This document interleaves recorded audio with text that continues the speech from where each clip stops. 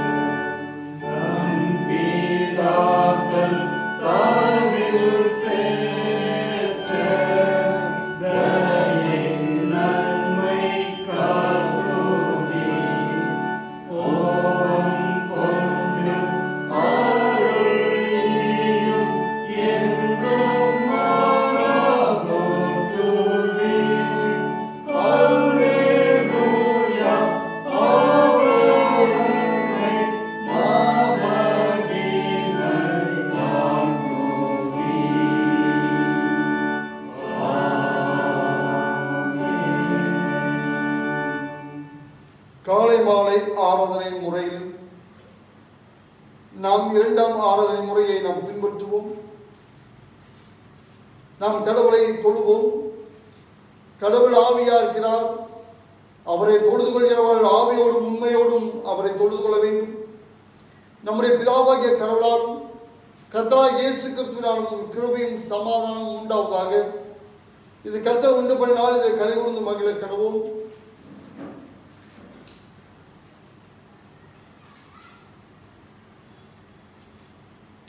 பெந்தெகோஸ்தே என்னும் தூய ஆவியின் திருநாள் நமக்கு அருளப்பட்ட பரிசுத்த ஆவியினால் கடவுளின் அன்பு நமது இருதயங்களில் ஊற்றப்பட்டிருக்கிறது. பக்கம் 4. ஆண்டவரே எங்கள் உதடுகளை திறந்தருளும். பிதாவுக்கும் குமாரனுக்கும் பரிசுத்த ஆவிக்கும் மகிமை உண்டாவதாக. ஆமென்.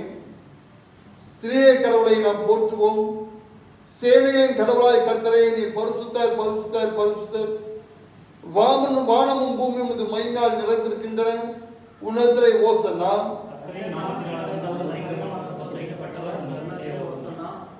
கடவுளே நீர் பரிசுத்தர், சர்வ வல்லவரே நீர் பரிசுத்தர். சாவாமை உடையவரே நீர் பரிசுத்தர்.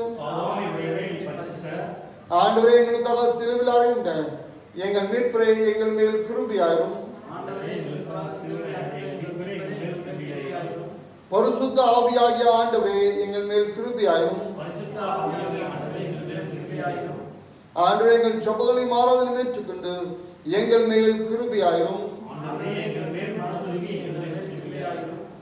பக்கமாறு நம் பாவங்களை அறிக்கை செய்வோம். நமக்கு பாவமில்லை என்போமானால் நம்மை நாமே வஞ்சிக்கலாவும்.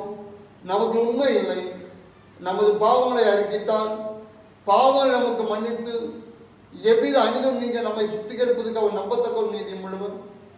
நான் எழுந்தேன் தகப்படத்துக்கு போய், தகப்பனே பரவத்துக்கு விரோதமாகவும் உமது பார்வையிலும் பாவம் செய்து இனி உம்முடைய மகன் மகள் என்று சொல்லப்படுவதற்கு நான் பார்த்த நல்ல உம்முடைய கூலிக்காரர்கள் ஒருவராக என்னை வைத்துக் கொள்ளும் என்பேன்.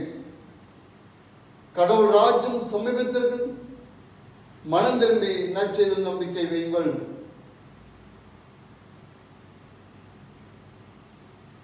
நாம் முழங்கால் படித்து மௌனமாக நம்மை சோதனை செய்வோம்.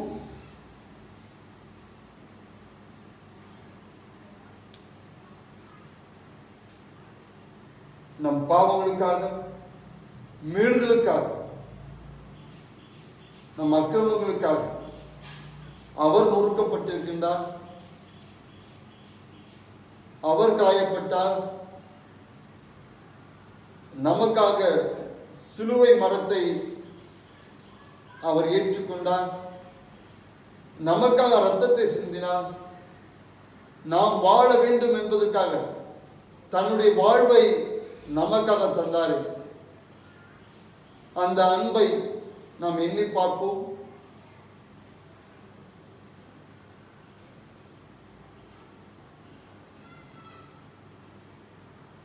நாம் பாவம் செய்யும் போதெல்லாம் ஆண்டு நமக்கு பட்ட பாடுகளை நாம் நினைத்து பார்ப்போம். மறுபடியும் ஆண்டவரை வேதனைப்படுத்தார்கள். ஆண்டவரே என்னை மன்னியும், ஆண்டவரே உம்முடைய பிள்ளையாய் என்னை மாற்றும் என்று ஆண்டவருக்கு நாம் கேட்போமா?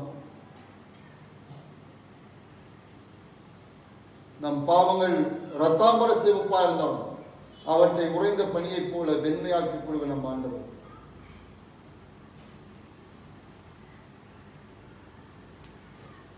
சர்வ வல்லமையுள்ள கடவுளுக்கு நாம் நமது பாவங்களை தாழ்வோடு அறிக்கிடுவோம். பின்வரும் பாவரிக்கை ஜெபங்களில் இரண்டாவது பாவரிக்கை ஜெபத்தை உள்ளத்திலிருந்து ஆழத்திலிருந்து உணர்ந்து நாம் சொல்லுவோம். எங்கள் தந்தையாம் கடவுளை நினைவினாலும் வார்த்தையாலும் செய்கிறோம். உமக்கு விரோதமாய் பாவம் செய்கிறோம்.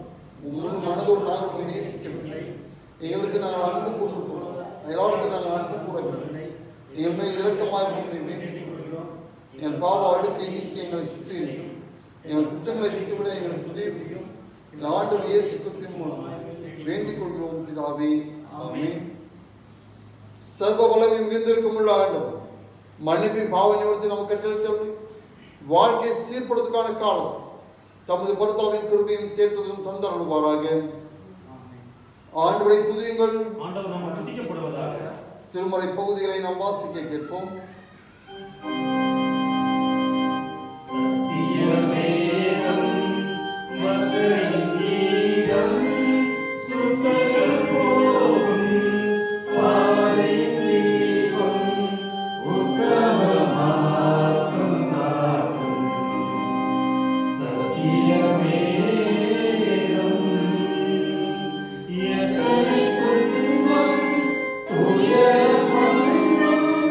But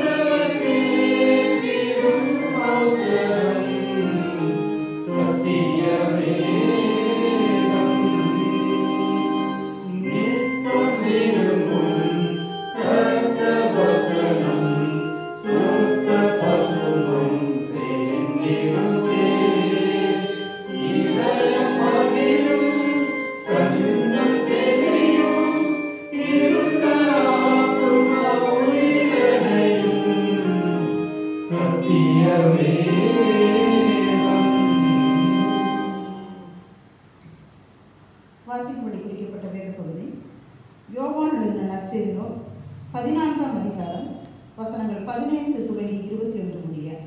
யோவான் எழுதின நற்செய்தி நூல் 14ஆம் அதிகாரம் வசனங்கள் 15 முதல். நீங்கள் என்னிடத்தில் அன்பாய் இருந்தால் என் கற்பனைகளை கைக்கொள்ளுங்கள். நான் பிதாவை வேண்டிக் கொள்வேன், அப்பொழுது என்றைக்கும் உங்களுடனே கூட இருக்கும்படிக்கு சத்திய ஆவியாகிய வேறொரு தேற்றவாளனை அவர் உங்களுக்கு தந்தருள்வார். உலகம் அந்த சத்திய ஆவியானவரை காணாமலும் அறியாமலும் இருக்கிறபடியால் அவரை பெற்றுக்கொள்ள மாட்டாது. அவர் உங்களுடனே வாசம் பண்ணி உங்களுக்குள்ளே இருப்பதால் நீங்கள் அவரை அறிவீர்கள். நான் உங்களை திக்கற்றவர்களாகவே உங்களிடத்தில் வருவேன். இன்னும் கொஞ்சம் காலத்திலே உலகம் என்னை காணாது, நீங்களோ என்னை காண்பீர்கள். நான் பிழைக்கிறபடியினால் நீங்களும் பிழைப்பீர்கள். நான் என் பிதாவிலும் நீங்கள் என்னிலும் நான் உங்களிலும் இருக்கிறதை அந்நாளிலே நீங்கள் அறிவீர்கள். என் கற்பனைகளை பெற்றுக்கொண்டு அவைகளை கை கொள்ளுகிறவனே என்னிடத்தில் அன்பாயிருக்கிறான். என்னிடத்தில் அன்பாயிருக்கிறவன் என் பிதாவுக்கு அன்பாயிருப்பான். நானும் அவளில் அன்பாயிருந்து அவனுக்கு என்னை வழிபடுத்துவேன் என்றார். வாசிக்கும்படி குறிக்கப்பட்ட வேத பகுதி வாசிக்க முடிந்தா என்று கிறிஸ்துவே உமக்கே மகிமை உண்டாவதாக. அருளுக்கு ஆயத்தமாக பாமல்லே 258வது பாடலை நாம் பாடலாம். இயேசுவை உம்மை தியானித்தால் உள்ளம் கனியுமே.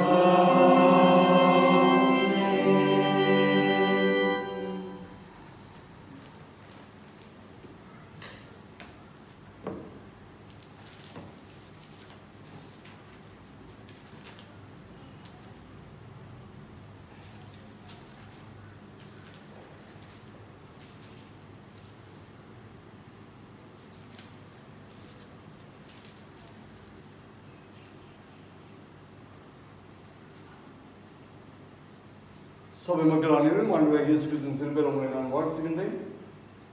இன்றைக்கு நாம் தியானிக்கின்ற தலைப்பு வாக்களிக்கப்பட்ட தூய ஆவியானவர், promise of the Holy Spirit என்ற தலைப்பிலே நாம் தியானிக்க இருக்கின்றோம். இயேசுநாதரை உலகில் மரித்து அடக்கப்படப்பட்டு உயிர்த்தெழுந்து விண்ணுக்கு ஏறின பின்பு 10 நாட்களுக்கு பின்பதாக வருகின்ற ஞாயிற்றுக்கிழமை தான் பருத்தாவியின் ஞாயிற்றுக்கிழமை திருநாள் எனப்படுகிறது. அதை கொண்டாடப்படுகிறோம். திருச்சபையின் பிறந்த நாள் என்று அதை சொல்வார்கள். திருச்சபையின் புது யுகம், ஆவியானவரின் மகிமை நடத்துதல், பெந்தெகோஸ்தே ஆரம்பித்த நாள் என்று அதை சொல்வார்கள். அப்போஸ்தலர் 2ஆம் அதிகாரம் 9-16 வசனங்கள் அதை வெளிப்படுத்துகிறது. கிறிஸ்து பிறப்பு, உயிர்ப்பு, இதைவிட இந்த இயேசு கிறிஸ்து பண்டிகைகளை விட பெந்தெகோஸ்தே பண்டிகை என்பது மிக முக்கியமான ஒரு பண்டிகையாக கொண்டாடப்பட வேண்டும். ஆனால் சபை அதை மறந்துவிட்ட நிலையிலே நாம் இருக்கின்றோம். இயேசு கிறிஸ்து தான் இந்த உலகத்திற்கு வந்ததின் நோக்கத்தை நிறைவேற்றி மீண்டும் பிதாவிடத்துக்கு செல்வதாக கூறிய போது சீடர்கள் கலக்கம் உறுகின்றார்கள். அவளுக்கு ஆண்டவர் ஆறுதலான வார்த்தையை சொல்கின்றார். நான் மீண்டும் வருவேன் என்று ஆண்டவர் அவளுக்கு சொல்கின்றார். உங்களை திக்கற்றவளாக விடேன் என்று யோவான் நற்செய்தி வசனத்திலே சொல்கின்றார். ஆண்டவர் வாக்கருளுகின்றார். அது பழைய ஏற்பாட்டிலும் நாம் பார்க்கலாம். இயேசு கிறிஸ்துவும் யோவான் 14ஆம் அதிகாரத்திலே அவர் சொல்கின்றார், தூய ஆவியானவரை நான் தருவேன் என்று சொல்கின்றார். அந்த வாக்கை தருகின்றார்.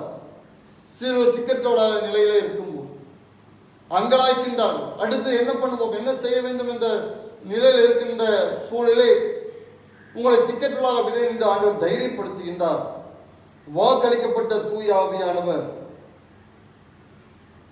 தீர்க்கதரிசியின் மூலமாய் அந்த வாக்கை பழைய ஏற்பாட்டிலே தருகின்றார். மல்கியா தீர்க்கதரிசி, யோவேல் தீர்க்கதரிசியின் மூலமாய் அந்த வாக்கை அவர் தருகின்றார். யோவேல் தீர்க்கதரிசன புஸ்தகம் 2ஆம் அதிகாரம் வசனங்கள் 28 நாம் எடுத்துக்கொள்வோம். யோவேல் தீர்க்கதரிசன புஸ்தகம் 2ஆம் அதிகாரம் 28 அந்த வாக்கை தருகின்றார். அது தொடக்கம் அதற்கு பின்பு என்று தொடங்குகின்றார். எதற்கு பின்பு? மக்கள், அரசர், ஆசாரியர் இவர்கள் மனம் மாற்றினதுக்கு பின்பு, தன் வாழ்க்கையை மாற்றினதுக்கு பின்புதான். இஸ்ரேல் மக்கள் பாபிலோனில் அடிமையாக இருக்கின்றார்கள். அவருடைய பாவத்தினால் அடிமைத்தனத்தில் இருக்கின்ற சூழலே அவள் மாறின பின்பு என்று ஆண்டவர் சொல்கின்றார். தீர்க்கதரிசி சொல்கின்றார், அதற்கு பின்பு இந்த இவரெல்லாம் மாறின பின்பு யார் மாற வேண்டும்? மக்கள், அரசர், ஆசாரியர் அனைவரும் மாற வேண்டும் என்று தீர்க்கதரிசி விரும்புகிறார். இவள் மாறின பின்பு நாம் மாற வேண்டும் என்று ஆண்டவர் விரும்புகின்றார். பழைய பாவ வாழ்க்கையோடு, பழைய பாவ சூழ்நிலையோடு தூய ஆவியானவர் நாம் பெற்றுக்கொள்ள முடியாது. நாம் மாறும்போது, நம் வாழ்க்கை மறுரூபமாக்கப்படும் போது, பழைய பாவத்தை விட்டு களையும் போது தூய ஆவியானவர் நாம் பெற்றுக்கொள்ள முடியும். அதுக்காக சொல்கிறேன், அதற்கு பின்பு நான் மாம்சமான யாவர் மேல் என் ஆவியை ஊற்றுவேன், மாம்சமான அனைவர் மேலும் என் ஆவியை ஊற்றுவேன் என்று சொல்கின்றார். எல்லா மனிதர் மீதும்,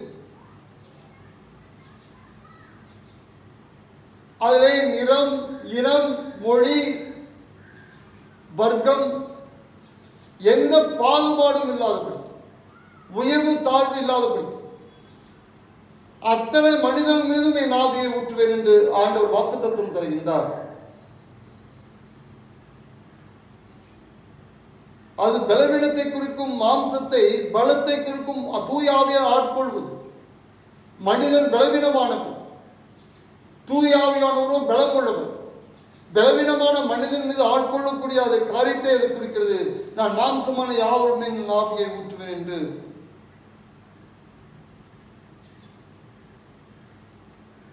அப்பொழுது உங்கள் குமாரனும் உங்கள் குமாரத்தையும் தீர்க்கதரிசி சொல்வார்கள். உங்கள் மூப்பர் சொப்பனங்களையும் உங்கள் வாலிபர் தரிசனங்களும் காண்பார்கள். ஊழியக்காரர்களும் ஊழியக்காரர்கள் மீதும் அந்நாட்டில் என் ஆவியை ஊற்று, அடிமைகள் மீதும் என் ஆவியை ஊற்றுவேன் என்று சொல்கின்றார். ஆண்டவருடைய பார்வையிலே உயர்வு தாழ்வு இல்லை, ஆண்டவருடைய பார்வையிலே ஏற்றத்தாழ்வுகள் இல்லை. அனைவரும் ஆண்டவர் ஒரு சேர நேசிக்கின்ற ஆண்டவராக இருக்கின்றார், அன்பு கொள்கிறவராக இருக்கின்றார் ஆண்டவர். அதனால் அவர் சொல்கின்றார், மாம்சமான அனைவர் மேலே ஆவியை ஊற்றுவேன், டாப் டு பாட்டம் எல்லாத்து மேலே ஆவியை ஊற்றுவேன். அவள் என்னென்ன செய்வாள் என்று அவர் சொல்கின்றார். அப்பொழுது உங்கள் குமாரன் உங்கள் குமாரத்தையும் தீர்க்கதரிசனம் சொல்வார்கள். பிள்ளை, உங்கள் மூப்பர் சொப்பனங்களையும் உங்கள் வாலிபர்கள் தரிசனம் காண்பார்கள். இப்படிப்பட்ட ஒரு மாற்றப்பட்ட ஒரு சபை, மாற்றப்பட்ட ஒரு வாழ்க்கையை குறித்து அங்க யோவேல் தீர்க்கதரிசி சொல்கின்றார். இது ஒரு காலத்தில் நடக்க இருக்கின்ற காரியத்தை அவர் வெளிப்படுத்துகின்றார். பின்னாட்கள் நடக்க இருக்கின்ற காரியத்தை தெளிவுபட அவர் விளக்குகின்றார். அந்த தூயாவில் ஊற்றப்படும் போது என்னெல்லாம் நடக்கும் என்பதை அவர் சொல்கின்றார்.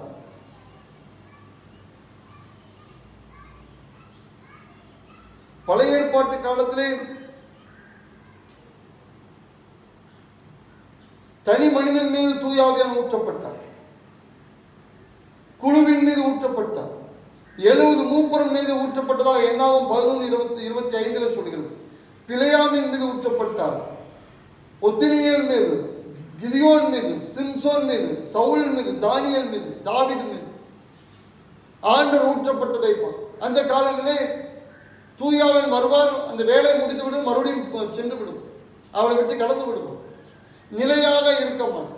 ஆனால் யோவேல் சொல்கின்ற தீர்க்கதரிசனம் நிலையாக இருக்கின்ற ஒரு தூயாவியம், மக்களுடைய எப்போதும் வாழ்கின்ற ஒரு தூயாவியை குறித்து யோவேல் அந்த தீர்க்கதரிசனம் உரைக்கின்றார். இதன் விளைவு கடவுளோடு உள்ள தொடர்பு வெளிப்பாடு கொண்ட ஒரு தீர்க்கதரிசன சமூகம் உருவாகும். கடவுளோடு நெருக்கமான தொடர்பு உறவை வைத்திருக்கின்ற ஒரு தீர்க்கதரிசன சமூகம் உருவாகும். குறிப்பிட்ட சிலருக்கே உரித்தான ஆவியின் வெளிப்பாடு இப்பொழுது அனைத்து மக்களுக்கும் அது சென்று சேர்கிறது, அனைத்து மக்களையும் அது நிரப்புகிறது. அனைத்து மக்களின் மூலமாய் மக்கள் பலம் பெற அந்த ஆவி ஊற்றப்படுகிறது.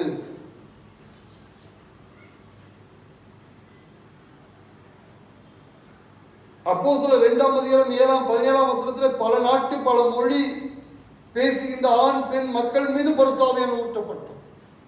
அங்க பேதமற்ற ஒரு பரிசுத்த ஆவியானவர் ஊற்றப்படுகிறது. பல நாட்டு பல மொழி பேசுகின்ற ஆண் பெண் அனைவரும் அங்கே இருக்கின்றார்கள். அங்கே தூய ஆவியானவர் ஊற்றப்படுகின்றார். அப்போ யோவேல் சொன்ன தீர்க்கதரிசனம் அங்கே நிறைவேறுகிறது. அப்போஸ்தலர் 2ஆம் அதிகாரத்தில் 32 வசனங்கள். இது தீர்க்கதரிசனம் எதிர்கால துன்பங்களை பற்றி ஒரு தீர்க்கதரிசனம் சொல்கின்றது. எதிர்காலத்தில் எப்படி நடைபெறும், என்னென்ன அடையாளங்கள் நடைபெறும் என்ற ஒரு காரியத்தை எங்க சொல்றார். வானத்தில் பூமியிலும் ரத்தம் அக்கினி புகை ஸ்தம்பங்கள் ஆகிய அதிசயங்கள் காட்டுவேன். கர்த்தருடைய பெரிதும் பயங்கரமான நாள் வரும்போது சூரியன் இருளாகும், சந்திரன் ரத்தமாகும். இனி நடக்கிற சம்பவங்களையும் குறித்து அந்த யோவேல் சொல்கிறார். இயேசுவோடைய வருகைக்கு முன்பதாக என்னென்ன நடக்கும் என்ற அடையாளத்தையும் அவர் சொல்கின்றார். அடுத்த 32 அப்பொழுது கர்த்தருடைய நாமத்தை தொழுது கொள்கிறவன் எவனோ அவன் ரட்சிப்பான். இப்படிப்பட்ட சூழ்நிலை நாம் என்ன செய்ய வேண்டும் என்று யோவேல் சொல்கின்றார். கர்த்தருடைய நாமத்தை தொழுது கொள்ள வேண்டும், கர்த்தரை தேட வேண்டும். திருச்சபை திறந்திருக்கும் போதெல்லாம் நாம் எந்த அளவுக்கு கர்த்தரை தேடினோம்? 9 மணிக்கு வழிபாடு, 9க்கு வழிபாடுனா 10 மணிக்கு 10:30க்கு வரக்கூடிய நிலை தானே. எந்த நேரத்தில் ஆவலோடு நாம் தேடினோம்? இப்பொழுது திருச்சபை அடைக்கப்பட்ட நிலையில் இருக்கிறது. திருச்சபைக்கு வரலாம் என்று நினைத்தாலும் கூட வர முடியாத ஒரு சூழலில் நாம் வாழ்ந்து கொண்டிருக்கிறோம். திருச்சபைக்கு லீவ் எடுக்கின்ற நிலை, திருச்சபை அசட்டை பண்ணுகின்ற நிலை, திருச்சபையின் வழிபாட்டுக்கு மற்றும் திருச்சபையின் எந்த காரியத்திலும் நாம் கவனம் செலுத்தாத நிலையை நாம் இருக்கிறோம். கர்த்தருடைய நாமத்தை தொழுது கொள்கிறவன் எவனோ அவன் ரட்சிக்கப்படும், இல்லை என்றால் கைவிடப்படுவான் என்று திருமறை சொல்கிறது. நாம் எந்த அளவுக்கு வழிபாட்டிலே அக்கறை உள்ளவர்களாக இருக்கிறோம். நாம் வழிபாட்டில் அக்கறை இல்லாத இருந்ததுனால்தான் வழிபாட்டு மனைகள் அனைத்து மூடப்பட்ட நிலையில் இருக்குது. திருச்சபை சாத்தப்பட்ட பூட்டப்பட்ட நிலையில் இருக்கு. மறுபடியும் திருச்சபை திறக்கும் போது நாம் உற்சாகத்தோடு ஆர்வத்தோடு நாம் கடவுளை தேட நாம் அழைக்கப்படுகிறோம். ஆண்டவர் சொல்கின்றார், இயேசு குறித்து இந்த திருச்சபை குறித்து சீரர்கள் சொல்கின்றார்கள், எவ்வளவு அழகா இருக்கிறது என்று சீரர்கள் சொல்லும்போது ஒரு கல்லின் மேல் ஒரு கல் இராதபடிக்கு இடிக்கப்பட்டு போகும் என்று. திருச்சபை எதற்காக உண்டாக்கப்பட்டதோ அந்த பர்பஸை, அந்த தீர்மானத்தை அது நிறைவேற்றவில்லை என்றால் இடிக்கப்பட்டு போகும், பூட்டப்பட்டு போகும். திருச்சபை எதற்காக உருவாக்கப்பட்டதோ அது நாம் செய்ய வேண்டும் என்று ஆண்டவர் நம்மிடத்தில் எதிர்பார்க்கின்றார். நாம் செய்யாதனால்தான் இவ்வளவு காலங்களாய் திருச்சபை சாத்தப்பட்ட நிலையிலே, பூட்டப்பட்ட நிலையிலே, கடவுளை தொழுது கொள்ள முடியாத நிலையிலே இருக்கிறது. வாக்கருளப்பட்ட தூய ஆவியானவர் பழைய ஏற்பாட்டிலே, புதிய ஏற்பாட்டிலே இயேசு குறித்து தூய ஆவியானவர் குறித்து வாக்கருளினார். யோவான் நற்செய்தி நூல் 14ஆம் அதிகாரத்திலே இயேசு குறித்து அழகாக சொல்கின்றார்.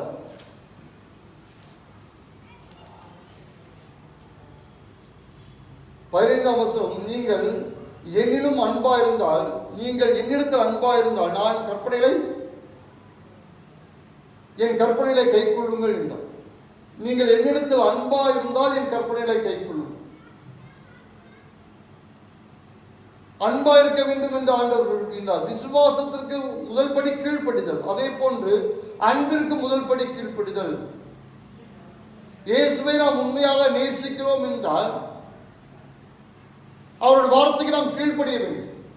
அவருடைய வார்த்தைக்கு கீழ்ப்படியாமல் நான் இயேசுவை நேசிக்கிறேன் என்று பலமுறை சொன்னாலும் அது பிரயோஜனம் இல்லை. இயேசுவை நேசிக்க வேண்டும் என்றால், இயேசுவை நேசிக்கிறோம் என்றால் அவர் வார்த்தைக்கு நாம் கீழ்ப்படிய வேண்டும் என்று ஆண்டவர் விரும்புகின்றார்.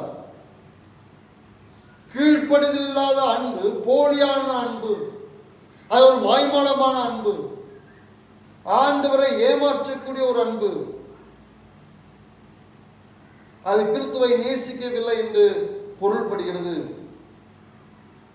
கிறிஸ்துவை நேசிக்கும் போது, கீழ்ப்படியும் போது நமக்கு வேறொரு தேற்றவாளனை ஆண்டவர் தருவதாக சொல்லி, நாம் கீழ்ப்படியவில்லை என்றால் அந்த தேற்றவாளனை நாம் பெற்றுக்கொள்ள முடியாது. நாம் இயேசுவை நேசிக்கும் போது, கீழ்ப்படியும் போது நமக்கு வேறொரு தேற்றவாளனை தருவதாக 16ஆம் வசனத்தில் சொல்ல, நான் பிதாவை வேண்டிக் கொள்வேன், அப்பொழுது என்றென்றைக்கும் உங்களோட கூட இருக்கும்படிக்கு சத்திய ஆவியாகிய வேறொரு தேற்றவாளை நான் உங்களுக்கு தந்துள்ளவேன் என்று சொல்கிறார். நான் பிதாவை வேண்டிக் கொள்வேன், பரிசுத்த ஆவியானவரை தருவேன். கீழ்ப்படியும் போது அந்த பரிசுத்த ஆவியானவரை நாம் பெற்றுக்கொள்கிறோம். தேற்றவாளர் பாராக்ரிட்டாஸ் என்ற வார்த்தை கிரேக்க வார்த்தை பயன்படுத்தப்படுகிறது. அது வார்த்தைக்கான அர்த்தம் வழக்காடுபவர், சட்ட ஆலோசகர், நமக்காக வழக்காடுகிறவராக இருக்கின்றார், நமக்கு துணையாளராக இருக்கின்றார், அவர் எப்போது நம்மோடு இருக்கிறவராக இருக்கின்றார். பழைய ஏற்பாட்டில் தேவைப்படும் போது வந்துட்டு போன தூய ஆவியானவர் இப்பொழுதோ புதிய ஏற்பாட்டில் இயேசு கிறிஸ்து சொல்லினார், அவர் எப்பொழுதும், அவர் என்றென்றைக்கும் உங்களோடு கூட இருக்கும்படிக்கு சத்திய ஆவியாக வேறொரு தேற்றவாளை நான் அவர்களுக்கு தன் என்றென்றைக்கும் இருக்கும்படி 24x7 365 நாள் நம்மோடு இருக்கின்ற ஒரு தேற்றவாளனை அவர் தருவேன் என்று சொல்கின்றார்.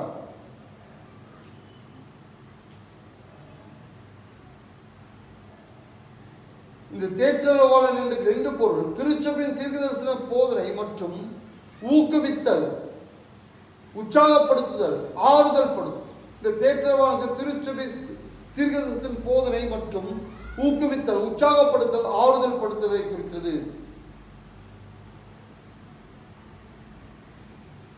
இப்படிப்பட்ட நமக்கு காரியங்களை செய்கிறவராக இருக்கின்றார். அதே வசனத்தில் வேறொரு தேற்றவாளனை நான் தருவேன் என்று சொல்கின்றார். இயேசு கிறிஸ்துவானவர் முதலாம் தேற்றவாளன், தூய ஆவியான் 2ஆம் தேற்றவாளன். இயேசு கிறிஸ்துவும் சீடனுக்கு தேற்றவாளனாக இருந்தார். அவளை பலப்படுத்தினார், தாங்கினார், வழிநடத்தினார். அவள் துக்கத்திலே, அவளுடைய கஷ்டத்திலே அனைத்தும் அவர் பங்கு கொண்டார். அவர் முதலாம் தேற்றவாளன். அதான் சொல்கின்றார், வேறொரு தேற்றவாளனை நான் உங்களுக்கு தருகின்றேன், பரிசுத்த ஆவியானவர் என்கின்ற தேற்றவாளன்.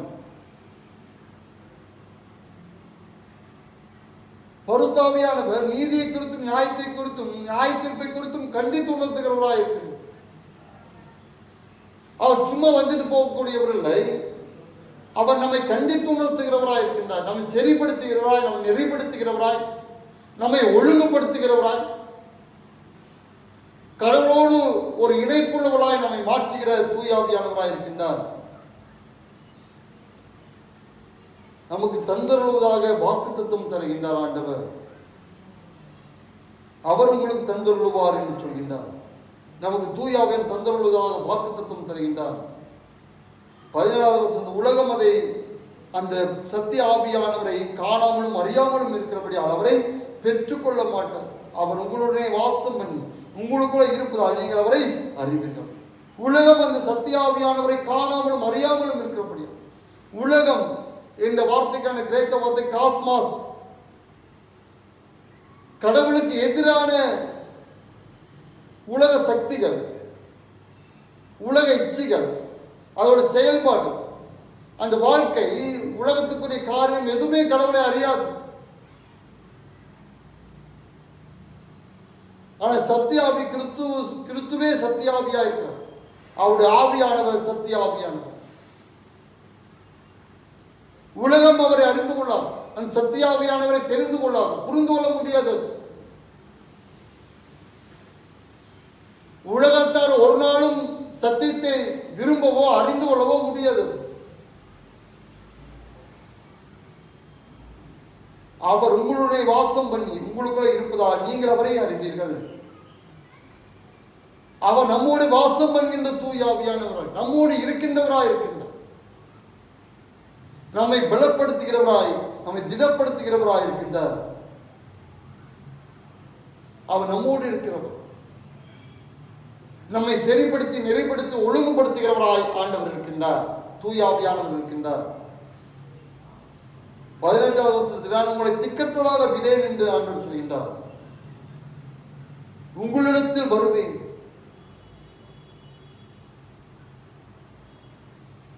பரிசுத்தாவியானவர் இயேசு பரிசுத்தாவியானவரின் வடிவில் சீடரிடத்தில் மீண்டும் வருவதாக சொல்கின்றார்.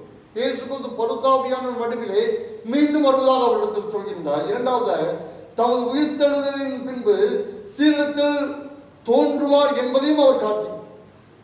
உயிர்த்தெழுதலின் பின்பு 40 நாட்கள் சீடருக்கு காட்சி தருவதையும் அந்த பகுதி குறிக்கும். நான் உங்களை திக்கற்றவளாக விடேன் என்ற வார்த்தை குறிக்கிறது. ஆண்டவர் நம்மை திக்கற்றவளாக விடாமல் இருக்கக்கூடியது. நம்மளுக்கு வருகின்ற பிரச்சனைகள், போராட்டங்கள், வறுமைகள், இழப்புகள் எதுவாக இருக்கலாம். ஆனால் ஒரு நாளும் அந்த போராட்டத்தை, பிரச்சனைகளை ஆண்டவர் பார்த்து கொண்டு சும்மா இருப்பதில்லை.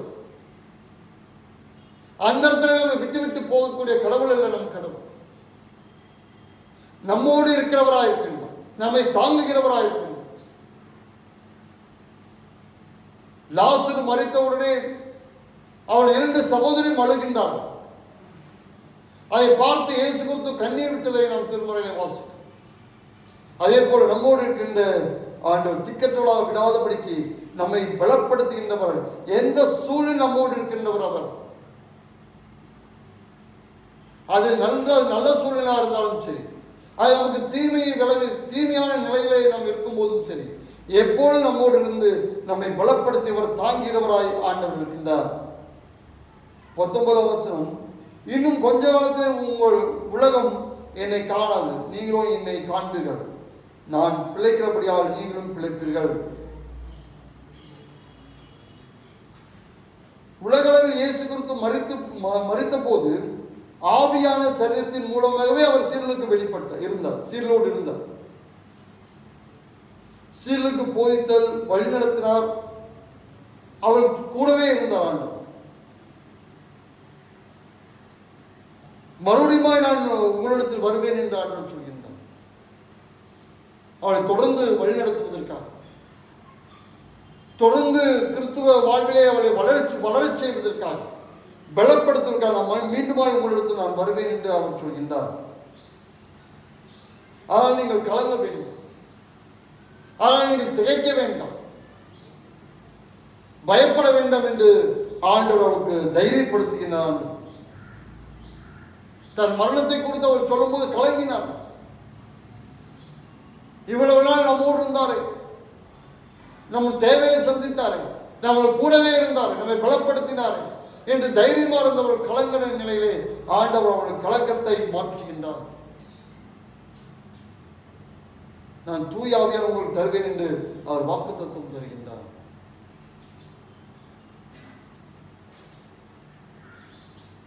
மூன்றாவதாக, வாக்களிக்கப்பட்ட தூய ஆவியானவரை பெற்றுக்கொள்ள வாஞ்சுள்ளவர்களாக இருக்க வேண்டும். வாக்களிக்கப்பட்ட தூய ஆவியானவரை பெறுவதற்கான வாஞ்சை. சங்கீதம் 42வது சங்கீதத்திலே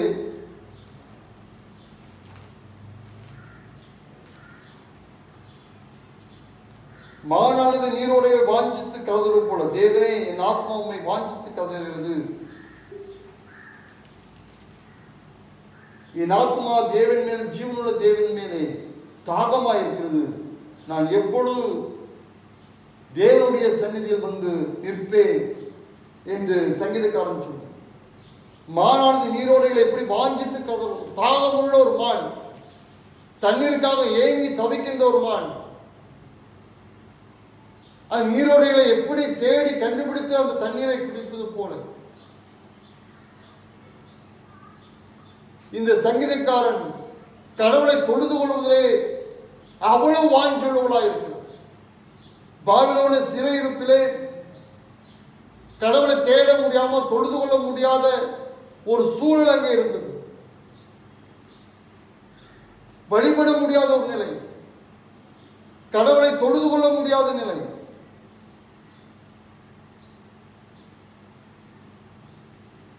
அப்படிப்பட்ட நிலையிலே அவர் கதறுகிறார். மானான நீரோடைகளை வாஞ்சித்து கதறு போல தேவனே என் ஆத்துமா உம்மை வாஞ்சித்து கதறுகிறது. எப்பொழுது உம்மை தொழுது கொள்வேன், எப்பொழுது உம்மை பணிந்து கொள்வேன், எப்பொழுது உம்முடைய ஆலயத்துக்கு நான் வருவேன் என்ற வாஞ்சை விருப்பத்தோடு அவர் கதறுவதை நாம் பார்க்கிறோம்.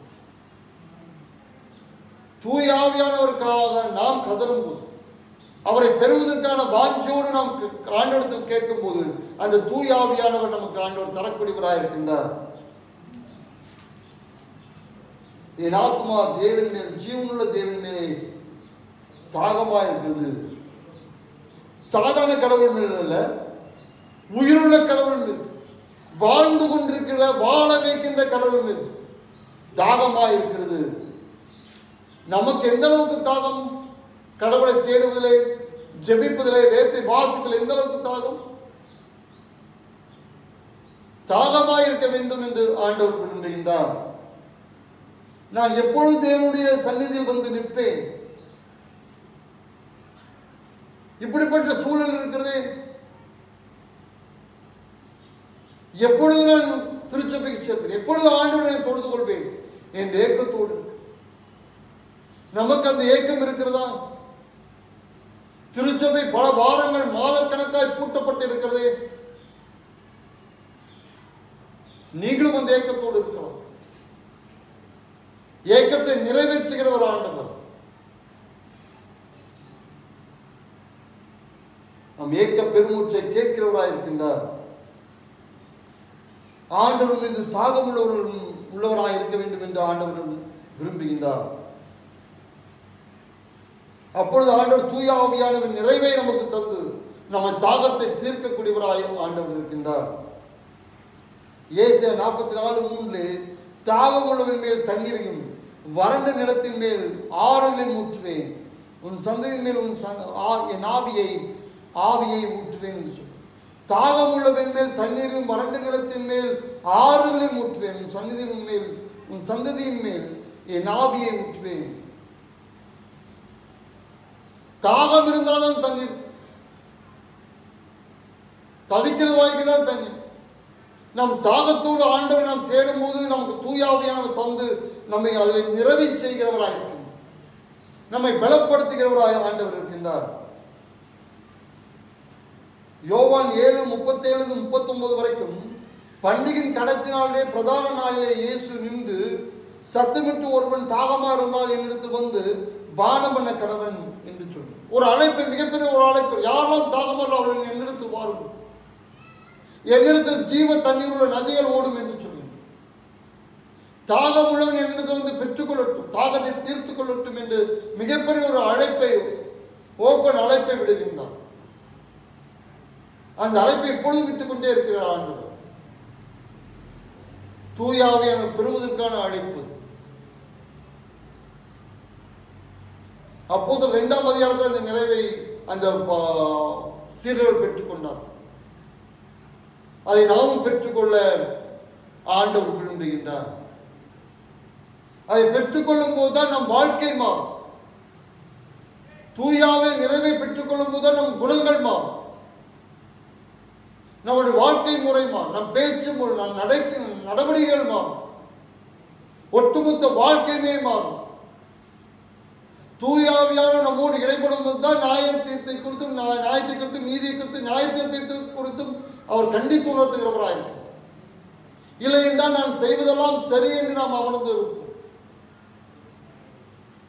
நாம் தவறு செய்யும் போதெல்லாம் நம் தூயாவே நம்மோடு பேசுவார், நீ செய்வது தவறு,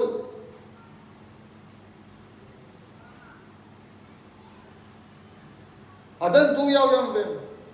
நம்ம சரியான பாதையிலே, நம்மை நேர்கோட்டு பாதையிலே, கடவுளுக்கு ஏற்ற பாதையிலே நம்மை வழிநடத்துகிறவர் தூயாவியானவர். நம் வாழ்க்கையவே ஒட்டுமொத்த வாழ்க்கையவே மாற்றுகிறவராக இருக்கின்றார். வாக்களிக்கப்பட்ட தூய ஆவியானவரை தருகின்ற மாற்றம், வாக்களிக்கப்பட்ட தூய ஆவியானவர் தருகின்ற மாற்றம். கலாத்தியர் 5ஆம் அதிகாரத்திலே கனிகளை பற்றி நாம் பார்ப்போம். கலாத்தியர் 5ஆம் அதிகாரத்திலே கனிகளை குறித்து நாம் பார்ப்போம்.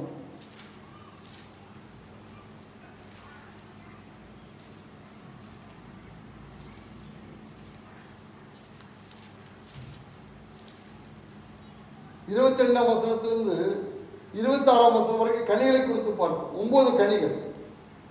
அந்த 9 கனிகள் நம் வாழ்க்கையை மாற்றக்கூடும். அன்பு, சந்தோஷம், சமாதானம், தயவு, இப்படிப்பட்ட 9 கனிகளும் நம் வாழ்க்கையை மாற்றக்கூடியது. அது தூய ஆவியானவர் தருகின்ற கனிகள், நம் வாழ்க்கையை மாற்றுகின்ற கனிகள். அந்த தூய ஆவியானவர் பெற்றுக்கொள்ளும் போதுதான் நம் வாழ்க்கை மாற்றமடைகிறது. இயேசு கிறிஸ்து இருக்கின்ற குணங்கள் நம்மிடத்தில் இருக்கும். அவர் எப்படிப்பட்டவரோ அப்படியே நாமும் இருக்கும்.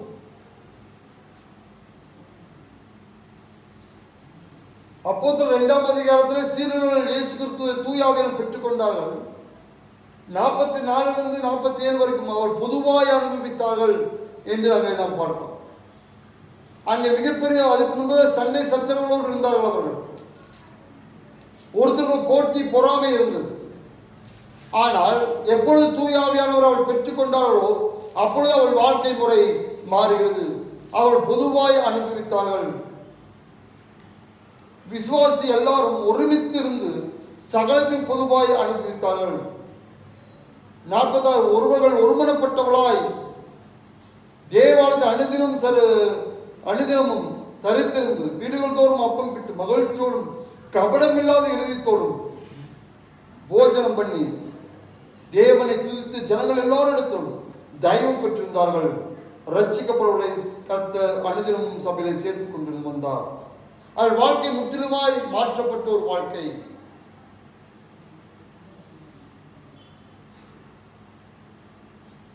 வாழ்க்கை மாறுகிறது.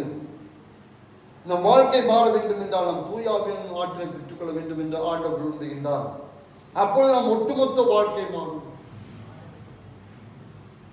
ஆண்டவர் வாக்கு தந்திருக்கின்றார்.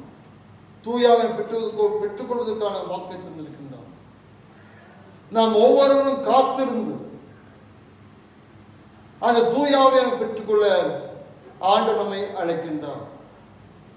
அவர் தருவதற்கு ஆயத்தமா இருக்கிறார். நாம் பெற்றுக்கொள்ள ஆயத்தமா இருக்கிறோமா? நாம் காத்திருந்து அந்த தூய ஆவியானவரை பெற்றுக்கொண்டு ஒரு புதிய, ஒரு அர்த்தமுள்ள கிறிஸ்தவ வாழ்க்கை வாழ இயேசு கொடுக்கிற என்ன குணமோ அதை நாம் பெற்றுக்கொண்டு தொடர்ந்து ஒரு பருத்தமுள்ள வாழ்க்கை வாழ ஆண்டவர் உங்களை என்னையும் தந்து ஆற்றல் படுத்தி பலப்படுத்தி காப்பாராக. ஆமென். ஜெபம் செய். அதிகமாக நேசிக்கிறீர்கள் அன்பின் ஆண்டவரே, வாக்கருளப்பட்ட தூய ஆவியானவரை குறித்து நீர் எங்களுக்கு போதித்திருக்கின்றீர். தூய ஆவியானவரை தருவேன் என்று வாக்குத்தத்தம் தந்திருக்கின்ற அந்த தூய ஆவியான அப்போஸ்தலர் காலத்திலே தந்தீர் சொல். இப்போது கடைசி காலத்திலே அந்த தூயாவின் செயல்பாட்டை முற்றிலுமாய் எங்களுக்கு தரக்கூடியவராய் இருக்கின்றீர் சொல். எழுப்புதல் காலத்திலே உங்களுடைய தூய ஆவியான் வல்லமையாய் எங்கள் மீது இறக்கக்கூடியவராய், இறங்கச் செய்யக்கூடியவராய் இருக்கின்றீர் சொல். யாரெல்லாம் தாகத்தோடு தூய ஆவியானவருக்காக உம்மிடத்தில் மன்றாடுகிறார்களோ அவருக்கெல்லாம் நீ ஊற்றப்பட வேண்டுமா, தர வேண்டுமா உங்களை மன்றாடுகிறோம் சார். நீ பொறுப்படுத்திக் கொள்கிறார். இயேசு முருகேக நல்ல கடவுளே, ஆமென். அருளை கேட்டு நாம் யாவரும் எழுந்து நமது விசுவாசத்தை அப்போஸ்தலர் விசுவாச பிரமாணத்தோடு நாம் இணைந்து நாம் சொல்வோம். நமது விசுவாசத்தை அப்போஸ்தலர் விசுவாச பிரமாணத்தோடு இணைந்து நாம் சொல்வோம்.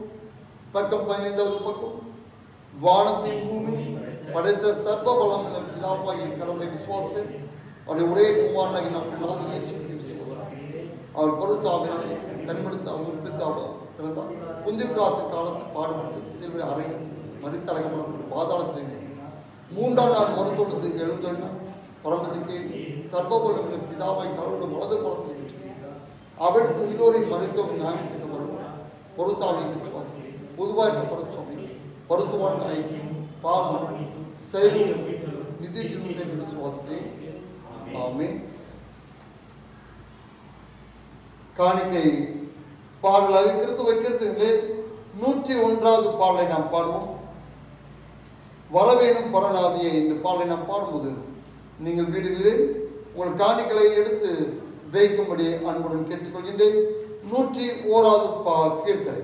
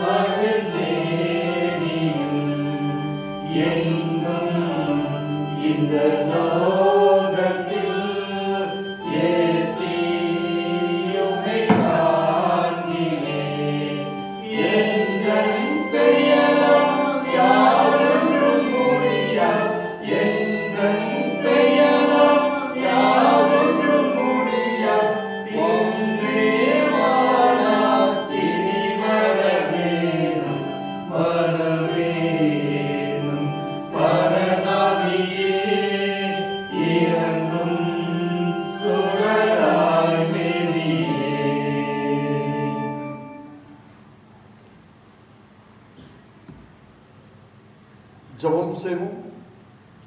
கர்த்தாவே எங்களுக்கு இறங்கும், கர்த்தாவே எங்களுக்கு இறங்கும். ஆண்டவர் கற்பித்து தந்த ஜெபத்தை நாம் சொல்வோம். பரம்பரைகளுக்கு நாம் பொருத்தப்படுவதாக ராஜ்யம் வருவதாக சித்தம் பரமத்தில் செய்யப்படுவது பூமியிலே செய்யப்படுவதாக. ஆண்டவர் அப்பத்தை தான் என் விரோதமாய் குற்றம் செய்யும். நான் மன்னிக்கிறது குற்றங்கள் இருக்கும் என் சோதனை பிரவேசிக்க நாம் தீமைகளை ராஜ்யம் தொடர்ந்து நாம் ஜெபம் செய்வோம். நீங்கள் அதிகமாக நேசிக்கிற எங்கள் அன்பின் ஆண்டவரே, எங்கள் நாட்டிலே மேற்கு வங்காளம் போன்ற சில மாநிலங்களிலே புயல் காரணமாக அநேக வீடுகள் தரைமட்டமானது, அநேக உயிர்கள் போயிருக்கிறது சுவாமி. அநேகர் தன்னுடைய வாழ்வை இழந்து, வீடை இழந்து, உறவுகளை இழந்து, வாழ்வாதாரம் இழந்து தவிப்பதை நீர் காண்கின்றீர். அனைத்து மக்களுக்கும் நீர் ஆதரவாக தேர்தலாக நீர் இருப்பீராக. நான் உங்களை திக்கற்றவளாக விடேன் என்று சொன்ன அன்பினாண்டவர் அந்த மக்களை திக்கற்றாதபடி, திக்கற்று போய்விடாதபடி அவளை காத்தருளுவீராக, அவளை பலப்படுத்துவீராக, தாங்குவீராக, ஆறுதலை தருவீராக, சுகத்தை தருவீராக. அவளுக்கு நிவாரண உதவிகள் சீக்கிரத்தில் கிடைக்க ஆண்டவர் தாமே நீ உதவி செய்வீராக. முதலமைச்சரோடு எங்கள் நாட்டின் பிரதமரோடு நீ பேசுவீராக. அவளுக்கு நிவாரண உதவிகள் கிடைக்க கிருபித்தான். நாட்டை உலுக்கிக் கொண்டிருக்கின்ற அந்த கொரோனா நோய் சில இடங்களில் அதிகமாய் பரவி கொண்டிருக்கிறதை நாங்கள் அறிகிறோம் சார். மத்திய பிரதேசம், சென்னை போன்ற இடங்களிலே பல மாநிலங்கள் அதிகமாய் பரவி கொண்டிருக்கிறது. மேலும் இது பரவாதபடிக்கு நீர் தாமே உதவி செய்வீராக சொல். அந்த கொரோனா நோய் கிருமியை, கண்ணுக்கு தெரியாத கிருமியை அழிப்பீரார். மருந்துகளோ மனிதனுடைய அறிவோ ஆற்றலோ அந்த கிருமியை அழிக்க முடியாது சொல். உம்முடைய வல்லமையை அந்த கிருமியை அழிக்க வல்லமை உள்ளதாக இருக்கிறது சொல். அந்த நோய் மறுபடியும் பரவாதபடிக்கு உம்முடைய வார்த்தை கொண்டு கட்டளிட வேண்டுமா செல்கிறோம். கடலை பார்த்து சொன்னீர், இறையாதே அமைதியாய் என்று சொன்னீரே சொல். அதே போல் இந்த கிருமியை பார்த்து சொல்வீரார். மேலும் பரவாதபடிக்கு கட்டளிட வேண்டுமா செல்கிறோம். அந்த நோய் கிருமினால் பாதிக்கப்பட்ட ஒவ்வொரு மக்களையும் திரு கரத்தில் அர்ப்பணிக்கிறோம். பலப்படும் அவள் சுகத்தை பெற்றுக்கொள்ள கிருமி தருவீராக. குறிப்பாக ஏற்கனவே நோயினால் பாதிக்கப்பட்ட மக்கள் பல்வேறு நோயினால் இந்த நோய் கிருமினால் ரொம்ப அவதிப்படுகிறார்கள் சொல். அவளையும் பலப்படுத்துவீராக. சிறப்பாக அவளை தாங்குவீராக, பலப்படுத்துவீராக.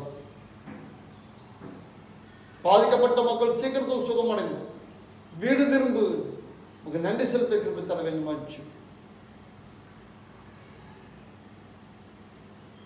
அன்று இதுக்கான மருந்துகளை விஞ்ஞானிகள், மருத்துவர்கள் கண்டுபிடிக்கக்கூடிய நாடத்தை, புத்தி, அறிவை நீ தருவீராக. மனிதன் தாங்கள் மனிதர்கள் என்பதை உணர்ந்து கொள்ளட்டும். அறிவு இருக்குது, பணம் இருக்குது, தாங்கள் அனைத்தும் செய்துவிட முடியும் என்ற எண்ணத்தை மாற்றுவீராக. நீ பொருட்படுத்தும் மக்களை ஆசிரியராக. இந்த கொரோனா நோயினால் வேலையிலிருந்து தவிக்கின்ற, வருவாயிலிருந்து தவிக்கின்ற ஒவ்வொரு மக்களும் இந்த திருப்பாத்திரம் அர்ப்பணிக்கின்றோம். சீக்கிரத்தில் வேலை வாய்ப்புகளை தருவீராக. மக்களுக்கு தொழிலை தருவீராக. அவருடைய வாழ்வாதாரங்கள் பாதுகாக்கப்படும், ஆசீர்வதிக்கப்படட்டும். நீ மக்களை ஆசீர்வதிக்கிறார், தேவையை சந்திப்பீராக. எங்க நாட்டிலே பணக்காரர்கள் ஏழைகள் ஏழையாகி கொண்டே இருக்கிறார்கள். அந்த நிலை மாற கிருபை தர வேண்டுமாய் சீக்கிரத்தில் திருச்சபை திறக்க உண்மை நாங்கள் ஆர்வத்தோடு, உற்சாகத்தோடு, தூயாவியான பலத்தோடு நாங்கள் உண்மை வழிபட அன்று கிருபை தர. மாநாடு நீரோடைய வாஞ்சித்து கதறுவது போல நாங்கள் திருச்சபையிலே தொழுது கொள்ள வேண்டும், பணிந்து கொள்ள வேண்டும், இந்த வார்த்தைகளை கேட்க வேண்டும் என்று ஆர்வத்தை, விருப்பத்தை வாஞ்சி அளவில்லாமல் நீ தருவீராக. ஏனோதானோ என்று திருச்சபைக்கு வருகின்ற உள்ளங்கள் மாற்றமடையும். அப்படி வந்தவர்களெல்லாம் இப்பொழுது உற்சாகத்தோடு வர கிருபை தர வேண்டுமாச்சு. திருச்சபைக்கு லீவ் எடுத்தவர்களெல்லாம், அதை உதாசீனப்படுத்தவர்களெல்லாம் மனமாற தர வேண்டுமாச்சு. ஆர்வத்தோடு உண்மை தொழுது கொள்ள, பணிந்து கொள்ள கிருபை. உம்முடைய வருகை சமயமா இருக்கிறது என்பதை உலக நடப்புகள் காமித்துக் கொண்டே இருக்கிறது, எச்சரித்துக் கொண்டே இருக்கின்றீர்கள். இந்த எச்சரிப்பின் சத்தத்தை நாங்கள் கேட்டு திருந்திக் கொள்ள, மனம் மாற்றிக்கொள்ள எங்களுக்கு உதவி செய்கிறார். எங்களை பலப்படுத்தும். சபை மக்கள் ஒவ்வொருவரையும் ஆசீர்வதிக்கிறார். சிறு குழந்தைகள் முதல் கொண்டு பெரியவர்கள் வரைக்கும் ஆசீர்வதிக்கிறார். 10th எக்ஸாமினேஷனுக்காக தன்னை ஆயத்தப்படுத்துகிற ஒவ்வொரு பிள்ளைகளுக்காக செல்கிறோம். ஆசீர்வதிப்பீராக. சிறப்பாக தேர்வுகளை எழுதி நல்ல மதிப்பெண்களை பெற்று தேர்ச்சி அடைய நல்ல கோர்ஸ் கிடைக்க தருகிறார். ஆசீர்வதிக்கிறார். எங்கள் மக்கள் உயர்ந்திருக்க, வாழாக்கப்படாமல் தலையாக்கப்பட, கீழாக்கப்படாமல் மேலாக்கப்பட உதவி செய்கிறார்கள். தூய ஆவியான ஆற்றலை மக்கள் பெற்றுக்கொள்ளும். தூய ஆவியான வழிநடத்தலை பெற்றுக்கொள்ளும். ஆசீர்வாதத்தை பெற்றுக்கொள்ளாமல் இருக்கிறார். கேட்க நல்ல கடவுளே, ஆமென். இத்தருணத்தில் ஒருமனப்பட்டு உம்மை நோக்கி எங்கள் பொதுவான விண்ணப்பங்களை செய்ய எங்களுக்கு கிருபை அளித்த சர்வவல்லமையுள்ள கடவுளே, 2 பேராவது 3 பேராவது என் நாமத்தை கூடி வரவும் அவள் கேட்கிற வாக்களிட்டு என்று கத்தாவே, இந்த அடியாரை எனக்கு வேண்டிய நன்மைகள் உண்டாகும். எங்கள் விருப்பங்களை வேண்டுதலும் இப்பொழுது நிறைவேற்றி இம்மையுடைய சத்தியத்தை அறிகிறார்கள் மறுமையை நித்திய ஜீவனம் எங்கள் கற்றலும். ஆமென். ஆண்டு நம்மை ஆசீர்வதித்து நம்மை காக்க கடவுள். ஆண்டு தம்முடைய முகத்தை நம்ம மேல் பிரகாசிக்கப்படி நம்ம மேல் கிருபையா இருக்க கடவுள். ஆண்டு தம்மேல் மேல் பிரசன்னமாகி இப்பொழுதும் எப்பொழுதும் நமக்கு சமாதானம் கட்டளையிட கடவுள்.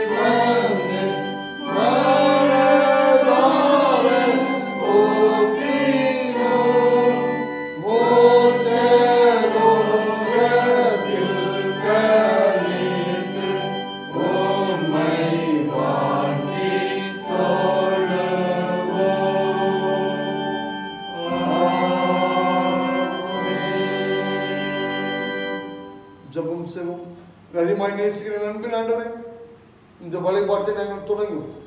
முடிக்கவனே தந்த நல்ல கிருபைக்காக தயவு செய்ய நன்றிகளும் தோற்றம் எடுக்கின்றோம். இணையதளத்தின் வாயிலாக மக்கள் இந்த வழிபாட்டில் கலந்து கொள்ளும் அருளுரையை கேட்கும் அவள் வாழ்வில் குடும்பத்தில் பெரிய மாற்றத்தை ஏற்படுத்தி தர வேண்டுமாக சொல்கிறோம். நீர் அவளோடு பேசுவீராக, மாற்றத்தை ஏற்படுத்துகிறார். தூய ஆவியான் நிறைவை மக்கள் நிறைவாய் பெற்று அனுபவிக்க, தூய ஆவியானுடைய வழிநடத்திலே வழிநடத்தப்பட, தூயாவியான தருகின்ற கனிகளை, தூயாவியான தருகின்ற ஆசீர்வாதங்களை மக்கள் நிறைவாய் பெற்று வாழ்விலே பணிகளிலே அனைத்தும் அதை காட்ட உண்மை மகிமைப்படுத்த கிருபை தர வேண்டுமாய் செபிக்கிறோம். ஒவ்வொரு மக்களையும் ஆசீர்வதிக்கிறார், நன்றால் நிரப்புகிறார். மேசு முளைக்கு நல்ல கடவுளே, ஆமென். என் ஆத்மாவே கர்த்தரை ஸ்தோத்திரி, என் முழுமே பரிசுத்தத்தை ஸ்தோத்திரி. என் ஆத்மாவே கர்த்தரை ஸ்தோத்திரி, கர்த்தர் செய்த சகல நன்மைகளையும் மறவாதே. ஆமென். ஆண்டு உங்களோடு இருப்பாராக, சமாதானத்தோடு சென்று வாருங்கள். ஆண்டு உங்களை ஆசீர்வதிப்பாராக.